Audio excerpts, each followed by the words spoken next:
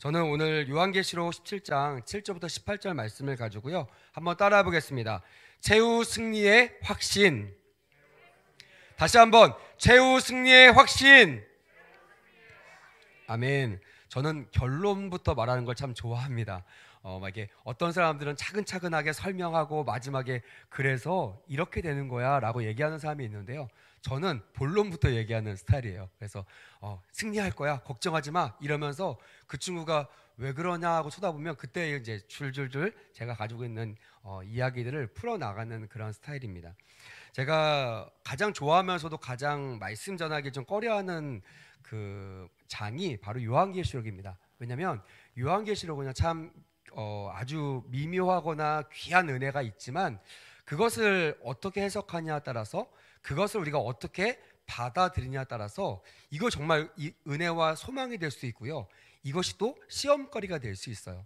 특별히 지금처럼 때가 좀 혼란스러울 때, 지난주 제가 그 금요철학 끝나고 하나님께 사실 이 말씀을 받았어요. 일주일 동안 정말 씨름을 많이 했습니다. 하나님, 왜 요한계시록입니까? 이 시점에 혹시 제가 또 잘못 얘기해서 또 이 말씀 때문에 혹여나 우리 성도 중에 좀 그 은혜가 안 되거나 혹시나 더 나아가서 시험 드는 분이 계시면 어떡합니까, 주님? 좀 떨립니다 라는 얘기했더니 주님께서 저에게 그렇게 속삭이시는 것 같더라고요. 저에게 그렇게 말씀하시는 것 같더라고요. 나는 이 요한계시록이 오늘 여기 있는 모든 성도들에게 소망이 됐으면 좋겠어. 그리고 확신이 되었으면 좋겠어. 할렐루야.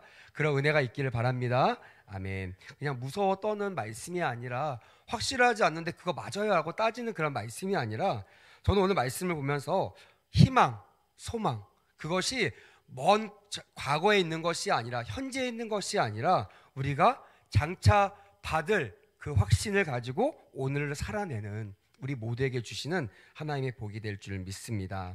자, 여러분, 믿음이란 무엇일까요? 믿음 한번 물어보겠습니다. 한번 용기 있게 대답해 보시겠습니까? 믿음이 무엇입니까? 그래요. 네, 정답이 나왔어요. 바라는 것들 실상이요, 보이지 않는 것들의 증거다. 지금 내 손에 안 잡히고 제 눈에 안 보인다고 해서 없다라고 얘기한다면요, 그 사람을 믿음 없는 사람이 얘기합니다. 하지만 지금 우리한테 일어나지 않아요. 지금은 안전한데 무슨 마지막 때를 대비합니까? 지금이 좋은데 이것이 무너진다니요. 그리고 우리가 아직 한 번도 가보지 않은 그 하나님의 나라에 거하라고 말하는 것은 너무나 좀 이상한데요? 라고 얘기하는 사람을 일컬어 우리는 믿음 없는 사람이라고 얘기합니다. 그 믿음의 근거는요, 다른 것이 아니라 하나님의 우리에게 주시는 말씀을 잘 모르거나 잘 받아들이지 않는 것에 근거를 둔다는 것이에요. 오늘 요한계시록이 성경의 마지막에 기록된 이유는요, 그동안 모든 말씀들이 내 안에 다 장착되어 있는 성도들에게 마지막 히든카드예요. 주님의 마지막 히든카드. 너희들이 왜 이 고난 가운데 견뎌야 되는 줄 아느냐? 왜 이 환란 속에서도 휘말리거나 흔들리지 않아야 되는 줄 아느냐? 왜 슬퍼할 수밖에 없는 이 환경 가운데서도 감사하며 소망을 가져야 되는지 아느냐? 그것은 내가 최후 승리의 확신을 너에게 주었노라 라고 말씀하시는 그 내용이 요한계시록에 기록되어 있다라는 거예요. 오늘 말씀을 통하여 최후 승리의 확신을 가지시길 바랍니다. 아멘. 옆에 분들에게 결론만 얘기합시다. 최후 승리는 우리 것입니다. 다시 한번, 당신은 최후 승리자입니다. 아멘. 네. 설교 끝내도 될 것 같아요. 맞죠? 아주 오늘 제가 준비한 말씀이 사실 이게 답니다. 근데 왜 그런지를 잘 모르시는 분들을 위해서 제가 성경 말씀을 좀 같이 나누려고 합니다. 우리가 믿음이 바로 소망이고 희망입니다. 믿음은 현실에 안주하는 것이 아니고요, 지금 눈에 보이지는 않지만 하나님께서 나에게 준비하셨던, 나에게 예비하셨던 그 길을 내가 보는 것이고, 그 길을 걸어가는 것이고, 마지막에는요, 그 길을 취하는 것이에요. 심지어는 마태복음 보면 이 취한다라는 단어를 침노라는, 세상적으로 보면 아주 부정적인 단어를 쓰고 있습니다. 여러분, 이 침노라는 단어가 주 안에서 쓰이지 않으면요, 되게 무서운 말이고 잔인한 말입니다. 남의 나라에 들어가서 내 나라를 만들려고 거기를 약탈하고 그것을 빼앗는 것을 침노라고 하죠.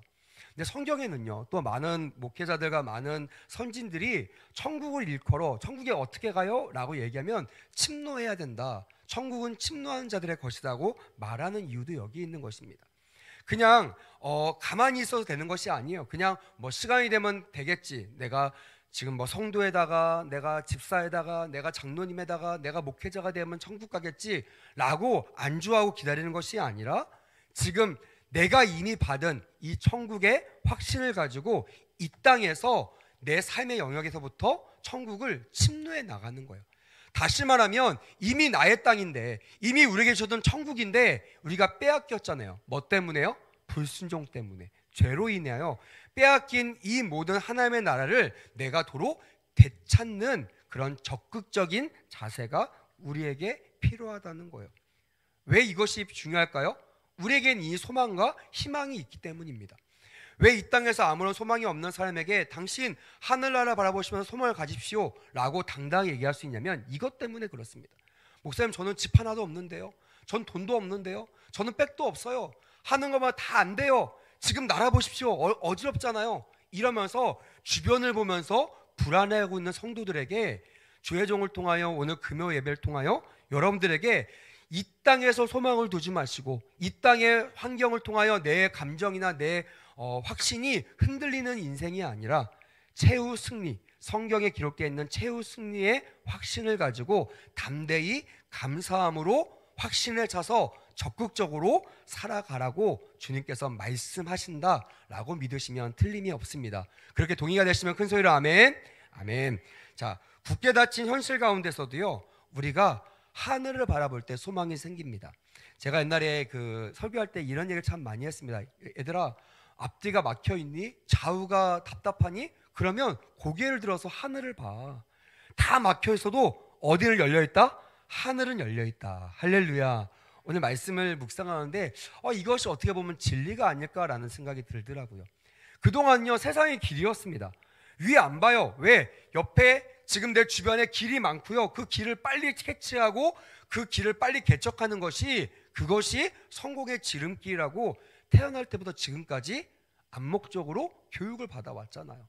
가만히 멈춰 있으면요, 도태되는 인생이라고 하고요, 배우지 않으면, 나가지 않으면 그러면 나는 실패자가 될 거라고 우리는 끊임없이 교육을 받아왔잖아요.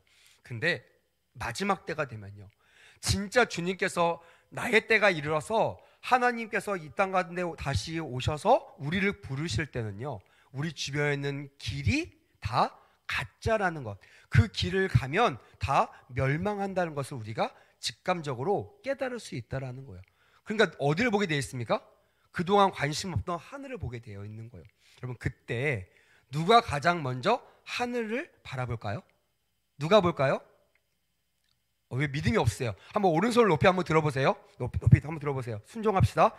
제가 누굴까요 하면 내리시면서 저예요 하면 됩니다. 네. 마지막 때에 하늘나라를 가장 먼저 볼 사람이 누굴까요? 할렐루야. 네, 우리입니다. 믿으시면 큰 소리로 아멘. 아멘. 왜요? 우리는 하늘을 바라보는 연습을 끊임없이 했거든요.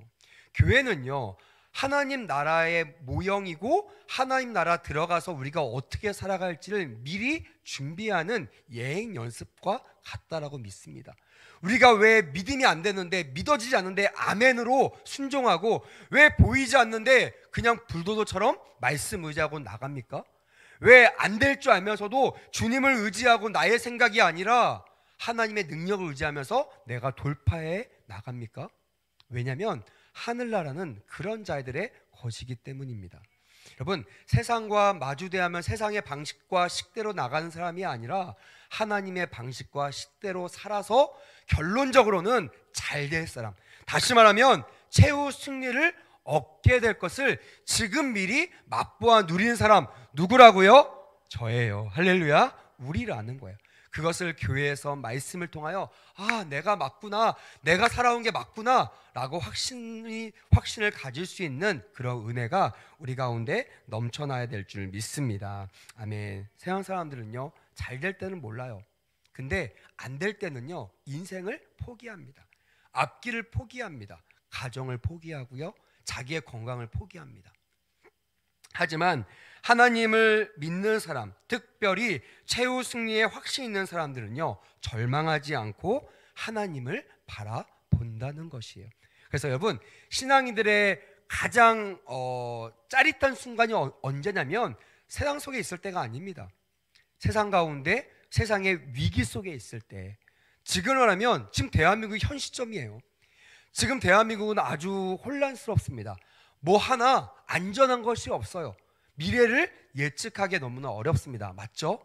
하지만 적어도 여기 있는 우리 그리스도인들만큼은요, 좌우로 흔들리지 말아야 될 줄 믿습니다. 아멘. 왜냐하면 우리는 좌우의 길이 진리가 아닌 것을 알아요. 권력도요, 절대 권력이 없다는 것을 압니다. 그래서 우리의 주와 그리스도가 되시는 주님을 바라보고 주님을 향하여 달려나가야 될 줄 믿습니다. 여러분, 오늘 요한계시록에 보면 그 상황들을 보면요, 그 로마의 박해 속에서 이 이야기들이 우리가 그 배경을 삼을 수 있습니다. 로마의 기독교 박해는요, 아주 심했죠. 성도들뿐만이 아니라 앞에 있던 저와 같은 목회자들, 그 당시에는 사도라고 하죠. 사도들도 어느 한 명도 빠짐없이 다 고난과 고초를 당했습니다. 하지만 그럼에도 불구하고 어떻게 성도들에게 기뻐하라고 말하고 있으며 소망을 가지라고 말하고 있으며, 지금 나의 소망은 이 땅에 있지 않냐고 장차 우리가 만날 저 하늘나라, 다시 말하면 우리가 알고 있는 천국에 있다라고 거침없이 담대하게 선포할 수 있었을까? 그것은 하나님 나라를 경험했기 때문에 그렇습니다. 사도 바울이 빌립보서를 통해서 내가 감옥에 있지만 기뻐하라고 말할 수 있는 이유는 단 하나입니다. 그거는 사도 바울이 3층층, 그러니까 우리가 보지 않는 천국을 경험했기 때문에 그래요. 어떤 사람이 안 흔들리느냐? 교회에서 다 믿음 좋은 것 같지만요, 한번 태풍이 딱 불잖아요. 유라굴라 같은 미친 광풍이 딱 불면요, 교회가 사람들이 둘로 딱 나눠집니다. 바로 믿음 없어서 좌우로 갈자를 흔들면서 어찌할꼬 불안해하는 성도가 있고요, 어떤 사람은 어떡하긴 기도해야지 하면서 기도의자에 나와 마음과 믿음을 다하는 성도들이 있다는 거예요. 너무나 감사한 게 오늘 이 어려운 시국에도 금요기도 나온 여러분들, 전 너무나 귀하고 감사하고 여러분들 축복합니다. 할렐루야. 우리가 흔들리지 말고 우리 믿음을 가지고 나가는 그런 은혜가 있었으면 좋겠습니다. 사도 요한도요, 성도들을 핍박하는 음녀의 모습을 보고 사람들이 놀랐다라고 표현합니다. 오늘 한번 볼까요? 이 음녀에 대한 이야기가 사실은 오늘 본문 앞에 나와요. 1절부터 6절까지 쭉 음녀에 대한 이야기가 나오고 있습니다. 제가 일부러 그 이야기들을 좀 꺼내지 않았는데, 왜냐면 음녀에 집중하지 않았으면 좋겠다. 사람들은 요한계시록 보면서 이 숫자, 우리 아이들도 요즘 큐티 요한계시록 하면서 질문하는 게 다 똑같아요. 목사님, 뭐 7은 왜 들어가요? 뭐 14만 4천이 무슨 뜻이에요? 여러분, 그 뜻은요, 사실은 크게 중요하지 않습니다. 중요한 건요, 그 환상을 누가 보여주셨다고요? 하나님께서 보여주셨다라는 거예요. 만약에 아빠가 자녀에게 땅 문서를 보여준다, 내 유산을 보여준다, 이게 무슨 뜻이에요? 지금 아빠가 빵 하나 못 사준다고 너 두려워하지 마, 아빠 이렇게 부자야, 담대해 라는 소망을 주기 위함처럼, 하나님이여 지금 어려운 환경에서 정말 주님 계십니까? 정말 주님이 나의 구주십니까? 라고 흔들리고 있는 그 성도들에게 하나님께 직접 사도에게 나의 나라, 나의 뜻을 환상을 통하여 보여주신 거예요. 그리고 그것을 받은 이 사도 요한은요, 담대하게 성도들에게 말합니다. 내가 봤어, 내가 들었어, 나는 확신해. 왜? 봤기 때문에, 들었기 때문에. 그래서 담대하게 전할 수 있고, 그 담대하게 전하는 복음을 듣고 아멘으로 순종한 자들이 마지막 때까지 믿음을 지키며 끝까지, 어떤 사람은 순교까지 할 정도로 그렇게 믿음을 지킬 수가 있었다는 것이 기독교 역사가 우리에게 주는 교훈일 것입니다. 사랑하는 여러분, 여기에 나온 음료는 바벨론을 상징합니다. 큰 바벨론이다 라고 표현하고 있거든요. 이 바벨론이 왜 중요하지 않냐고 하냐면요, 바벨론은요 사실 우리가 잊어버려도 됩니다. 왠지 아십니까? 망했기 때문에 그래요. 그 말은 뭐냐면, 지금 이 시대에 우리가 생각하고 있는 무너지지 않을 것 같은 정권, 무너지지 않을 것 같은 권력, 무너지지 않을 것 같은 돈, 무너지지 않을 것 같은 땅, 무너지지 않을 것 같은 건강, 평안, 수많이 진리라고 외쳤던 그 모든 것들이요, 주의 진리 앞에서 무너지게 될 거라는 거예요. 할렐루야. 이것이 여러분에게 두려움으로 다가오십니까? 다시 한번 말씀을 돌아가십시오. 믿음 안에 있는 사람들이 이 말이, 이 무너진다는 말이 두려움이 아니라 어떤 마음으로 들리냐면요, 따라합시다. 최후 승리의 확신. 그래요. 내가 기다렸던 그날이 이제 곧 오겠구나. 할렐루야. 마지막 때에 달려가는 우리들에게 이런 확신이 있기를 주님의 이름으로 권면합니다. 아멘. 그래서 이 음녀로 표현되는, 사실 음녀의 그 수많은 1절부터 5절까지 보면요, 음녀가 정치, 사상적으로, 경제적으로요, 세계를 지배했다는 것을 우리는 말씀을 읽으면서 알 수 있어요. 그만큼 많은 사람들 얘기하면 절대 권력, 절대 힘, 절대 능력, 절대로 저 여인은 무너지지 않을 거야. 그러니까요, 그 여인이요, 성경에 보니까 많은 그리스도인들, 성도들의 피와 예수를 전하는 증인들의 피에 취하였다라고 6절에 말씀하고 있는 거예요. 그 말은 뭐예요? 마지막이 없는 것처럼, 하나님이 없는 것처럼 마음대로 예수 믿는 사람들 핍박하는 거예요. 지금의 세상처럼. 그래서 학자들은 이 음녀를 바벨론이라고도 얘기하기도 하고요, 하나님의 백성을 핍박하는 세상이라고도 표현하기도 합니다. 뭐가 맞느냐가 중요한 건 아니에요. 중요한 거는 그 세상이 망했다 안 망했다? 망했다. 바벨론이 망했다. 여러분, 이 바벨론이요, 중동 지역을 제패했던 나라예요. 제가 지도를 안 갖고 왔지만 땅 크기를 보면요, 어마어마한 땅을 차지했던 대국입니다. 근데 그 나라가요, 한순간에 무너집니다. 음녀가 평생 권력을 가지고 있다고 믿었던 그 음녀가 자기의 힘을 가지고 하나의 백성들을, 하나님의 교회를 핍박했던 그들이 무너지는 순간을 누가 목도한다고요? 성도가 목도하는 거예요. 그러면서 아하, 그렇구나, 주님이 말씀하셨던 그 약속, 최후의 승리의 그날이 언제라고요? 오늘이구나 라고 확신과 기쁨으로 하나님 앞에 나갈 수가 있다라는 거예요. 사랑하는 여러분, 제가 지난번에도 말씀드렸죠, 우리는 진리를 사수해야 될 줄 믿습니다. 아멘. 마지막 때는요, 우리의 관심은 진리에 있어야 돼요.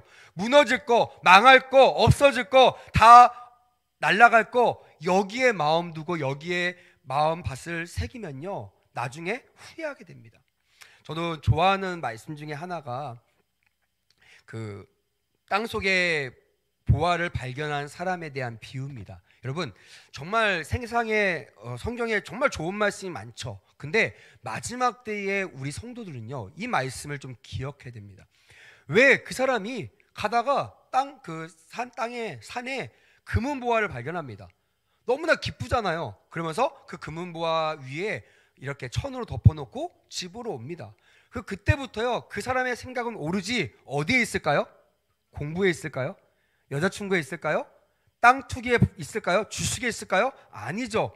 변하지 않는 진리, 그것이 바로 이 산 아래에 있는 내가 묻어놓은, 내가 표시해놓은 그 금은 보화에 있다라는 거예요. 그때부터 자기의 돈을 다 정산하기 시작합니다. 근데 안타깝게도요, 돈을 다 모았는데 모자라 남아요?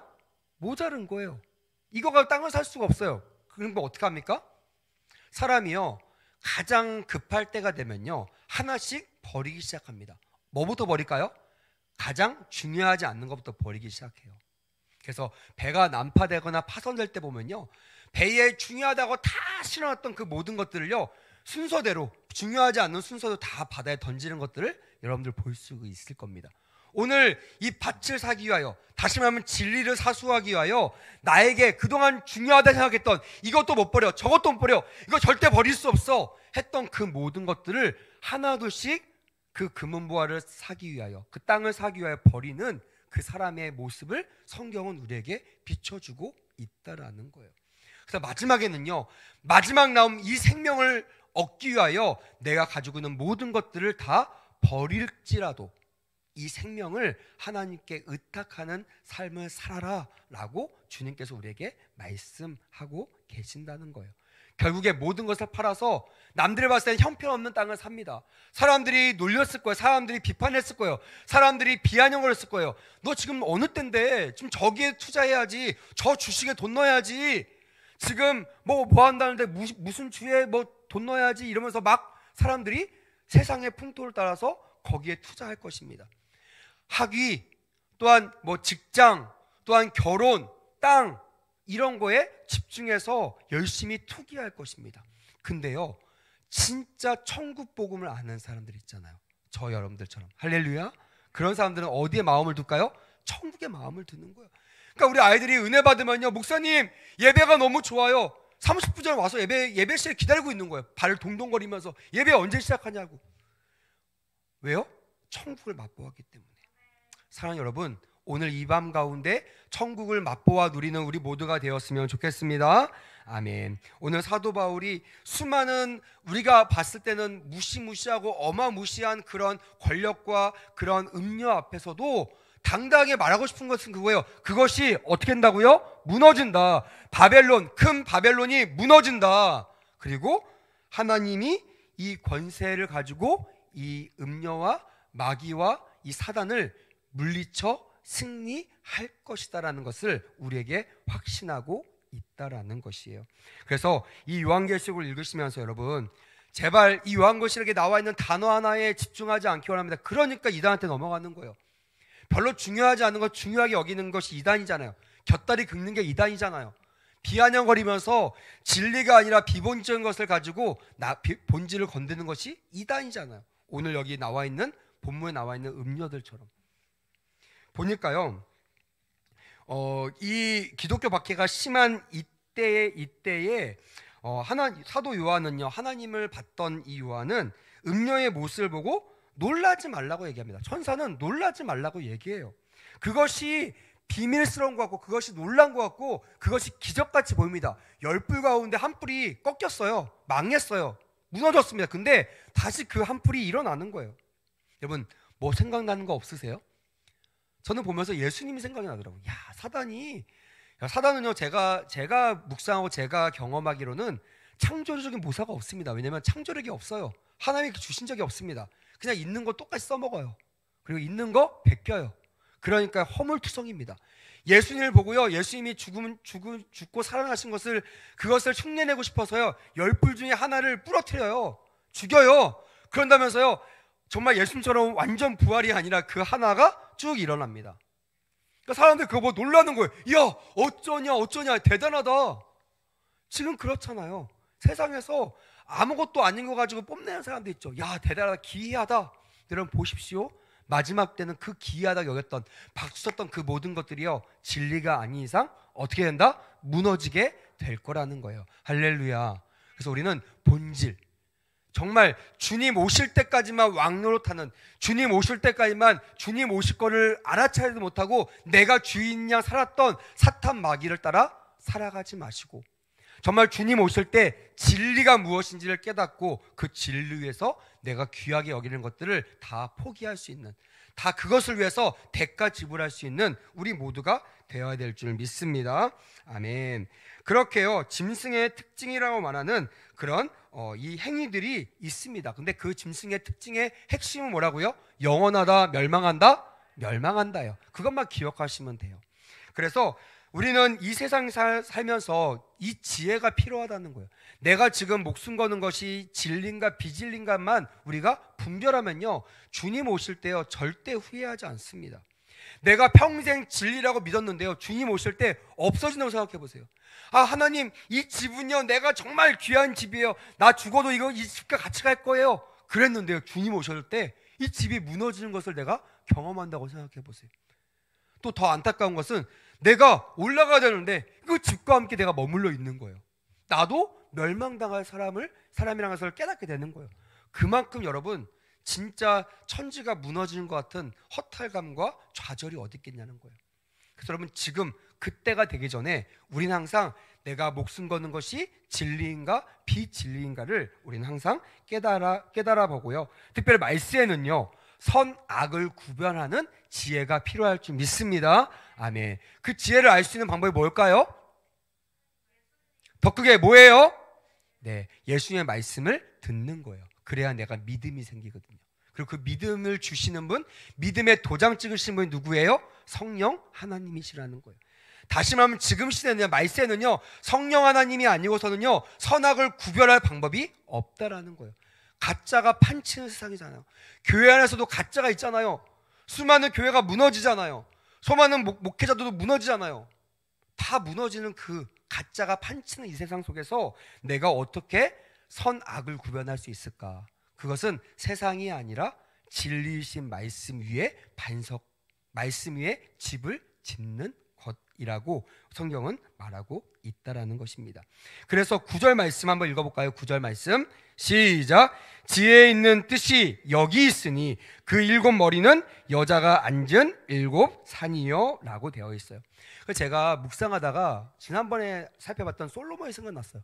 야, 솔로몬이 정말 대단하다. 왜냐하면 지혜를 구했다는 자체가 너무나 귀한 거다라는 것이 다시 한번 깨달아지더라고요.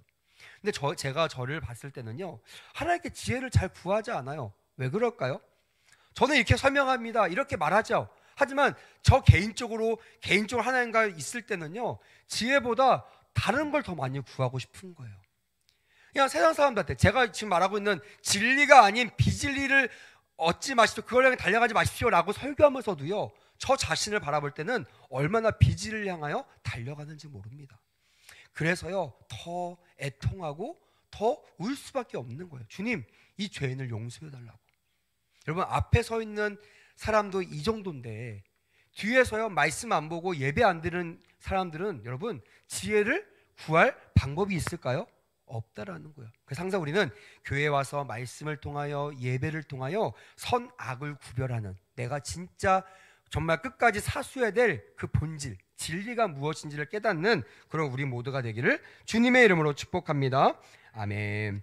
여기 있는 7산은 보통 학자들이 말하기는 로마를 상징한다고 합니다. 로마는 사실 7 언덕 위에 세워졌다는 것이 정설이에요. 그러니까 우리는 로마 하면 되게 엄청난 큰 나라라고 생각하지만 그 나라가 세워질 때는 7산, 더 정확히 말하면 7 언덕 위에 세워진 나라가 바로 로마입니다. 그래서 이 시대에 이 말을 듣는 사람들은요, 다 이 말을 7산 할 때 로마라고 인식했다고 성경학자들이 말씀하고 있더라고요. 아무튼 그게 중요한 것은 아닙니다. 이 뜻을 알고 이것을 중요한 것이 아니라 정말 중요한 것은 이 7산, 로마, 이 모든 열불, 이 모든 것들은요, 짐승을 따르는 많은 공동체로 형성된 연합군이라는 것이 모든 학자들이 마음을 모으고 있는 그런 뜻이라는 거예요. 마지막 때는요, 이런 연합군들이 일어날 겁니다. 할렐루야.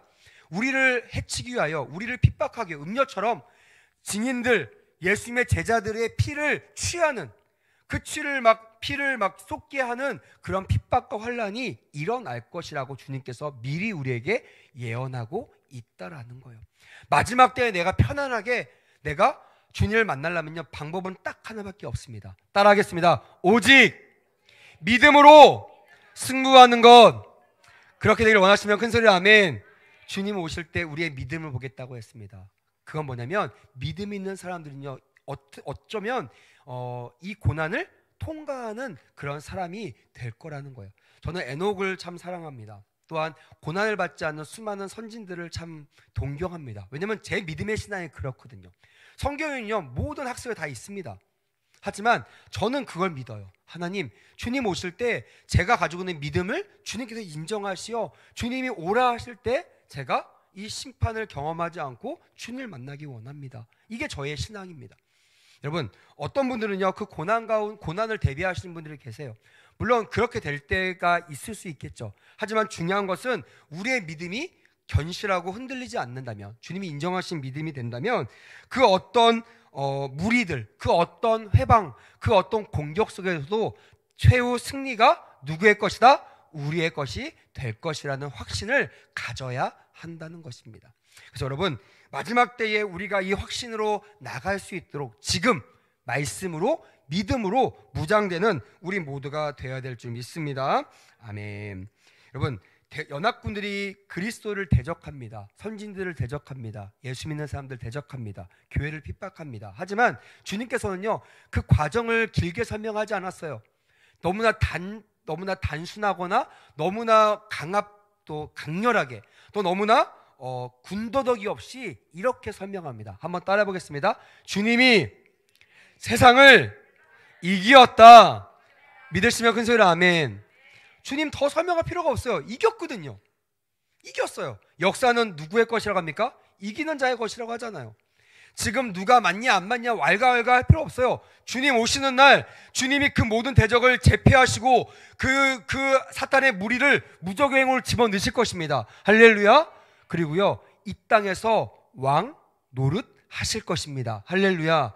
그날 우리는 주님을 따라 주님과 함께 그 영광을 맛보아 누리게 될 줄 믿습니다. 아멘. 오늘 14절에 보니까요, 이렇게 하나님의 사자들이 정말 속으로는 벌벌 떨면서도 겉으로는 담대하게 행동합니다. 그래서 막 이렇게 축사할 때 보면요, 막 이렇게 주회원들 와서 막 축사를 하잖아요. 그러면 일부러 그 귀신 들린 사람들이요 막 비아냥거려요. 막 너 힘 없잖아. 너 어떻게 죄졌잖아 이러면서 막 참소합니다. 근데 거기에 넘어지는 목회자들은요 절대 축사할 수 없어요. 담대한 믿음을 가지고 또 하나 속지 않는다. 이것은 내가 가지고 있는 예수님이 진리고 저의 안에 있는 영들, 그 악한 영들은 거짓의 영이다.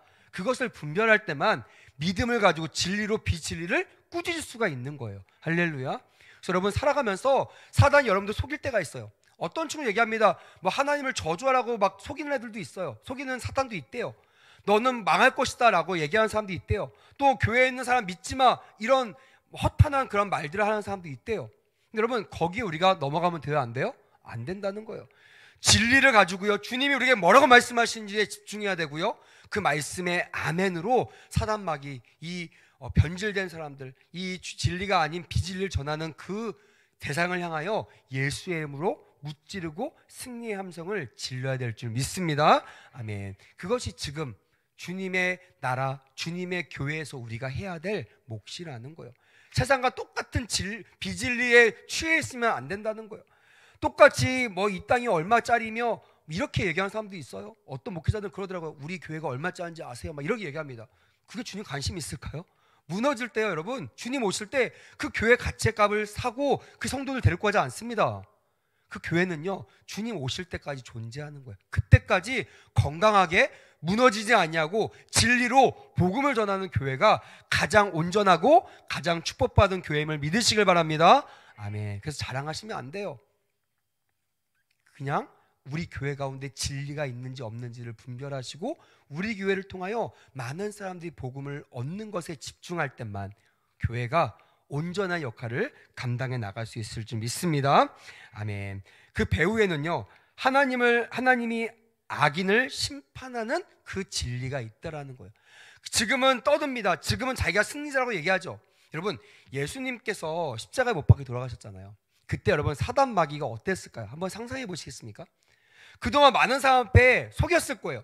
예수님 오셔서 내가 길이요 진리요 생명이다, 나를 말미암지 않고는 하나님께로 갈 자가 없다 라는 진리를 전할 때요 사단 마귀는 속였을 거잖아요. 사람들이 아니야 저 가짜야 가짜, 봐봐 저 예수라고 하는 사람도 곧 있으면 죽을 거야. 왜? 그 계획을 세워놓고 있으니까요. 그리고 자기의 계획대로 예수가 죽은 거예요. 예수님이 죽은 거예요. 그때 여러분 마귀가 어떻게 했을까요? 횡재를 불렀겠죠. 소리를 질렀겠죠. 야 우리가 이겼다. 근데 여러분 그게 며칠밖에 안 가요? 3일밖에 안 가요. 3일 후 예수님께서 사단 마귀의 모든 권세를 파하시고 부활하시는 말미암아 사단 마귀가요 죄 없는 예수를 십자가에 못 박혀 죽인 살인자가 된 거예요.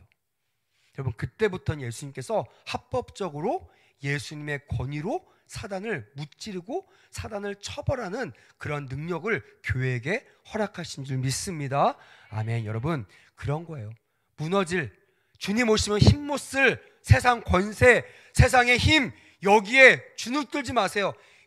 애들 말로 쫄지 마세요. 여러분 그거 쫄 거 아닙니다. 주님 붙잡고 담대하게 나가시는 우리 모두가 되기를 주님의 이름으로 축복합니다. 아멘. 사단 마귀에게 예수의 권세로 무찌르세요. 권하세요. 말씀으로 그들을 내어 쫓으십시오. 그러면 반드시 주님의 나라가 우리 가운데 임하게 될 줄 믿습니다. 아멘. 그런 사단이요 얼마나 어리석으냐면요, 그런 일을 당해놓고서도 포기하지 않고 어린 양 어린 양과 어린 양의 택한 교회에게 싸움을 걸어옵니다. 그 장면이 14절 말씀에 기록되어 있어요. 한번 우리 14절 말씀 같이 한번 읽어볼까요? 한번 찬근히 읽어보겠습니다. 시작! 그들이 어린 양과 더불어 싸우려니와 어린 양은 만주의 주시오 만양의 왕이심으로 그들을 이기실 터이요 또 그와 함께 있는 자들 곧 부르심을 받고 택하심을 받은 진실한 자들도 어떻게 한다고요?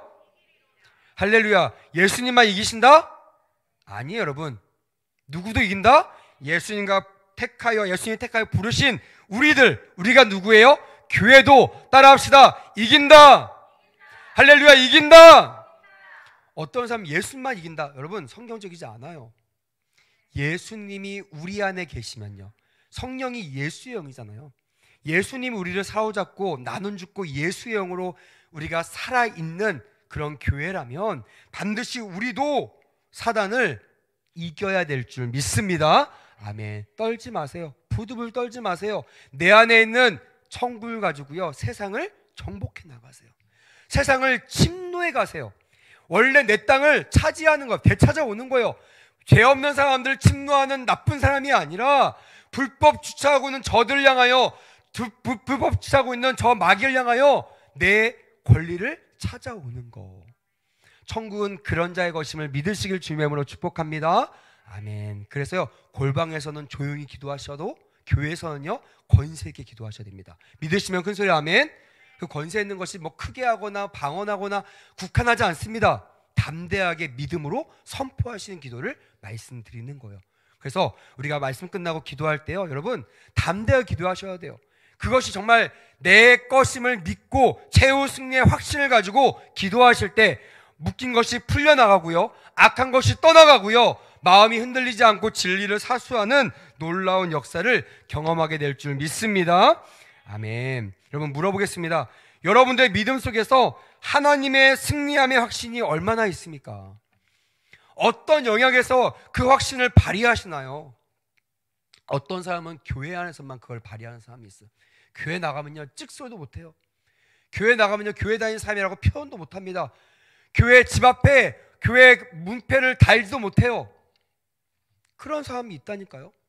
근데 교회 와서는요 떵떵거리는 거죠. 교회에서는 큰 소리 칩니다. 여러분 교회에서 큰 소리 친다고 주님이 인정하시는 사람이 아닙니다. 마지막 때요 그 사람이 교회에 없어야죠. 없는다는 게 뭐예요? 천국에 간다는 거예요. 그 사람이 진짜 하나님 앞에 큰 소리 칠 수 있는 사람임을 믿으시길 주님의 이름으로 권면합니다. 아멘. 이 땅에서 큰 소리 치고 마지막 주님 와라 하는데 들림받지 못하고 이 땅에서 다 가고 이제 리더가 다 빠지고 나니까 그때서야 왕노릇하는 사단 마귀 같은 어리석은 자가 되지 마시고 오늘 요한계시로 나온 것처럼 하나님을 믿는 그 믿음, 최후 승리의 확신을 오늘 내가 가지고 있다면 내가 가는 곳곳마다 이 믿음의 확신을 가지고 승리하며 나가는, 전파하며 나가는 우리 모두가 되기를 주님의 이름으로 크게 권면합니다. 아멘. 그 확신의 크기만큼 우리는 기도할 수 있다라고 저는 믿습니다. 말씀을 마무리하겠습니다. 요한계시록 말씀 참 어렵습니다. 하지만 핵심은요, 중심과 결론은요, 우리가 이긴다요. 리카오, 이긴다. 성경 요한계시록에 가장 많이 나오는 단어가 리카오, 이긴다는 뜻이에요. 이긴다. 그 무슨 말이에요? 세상의 환경에 영향받지 말고 믿음을 가지고 최후의 승리를 가지고 나가라는 주님의 엄연한 명령이시라는 거예요. 그래서 여러분 그 명령을 부여잡은 우리들은요 이제 그것을 실행할 때가 됐잖아요. 여기서만 아니라 아까 말한 것처럼 교회에서만 큰 소리 치는 사람들이 아니라 나가서도 예수 믿는 사람처럼 살려면요 우리의 기도의 영역이 교회 안에서만 머물러 있으면 안 되고요 우리가 가는 곳곳마다 믿음이 심겨진 영역마다 뭐가 쌓여야 된다? 기도가 쌓여야 될 줄 믿습니다. 아멘. 그래서 오늘 기도하는 그 기도가 일주일에 여러분들의 삶 속에 고스란히 이루어져서 여러분들 삶에서도 가정에서도 저주가 끊어지고요 불신 남편들이 덜덜 떨면서 예수의 복음을 달라고 나도 교회 같이 가면 안 되겠냐고 아내를 붙잡고 사정사정할 수 있는 그런 권세와 능력도 나타났으면 좋겠습니다.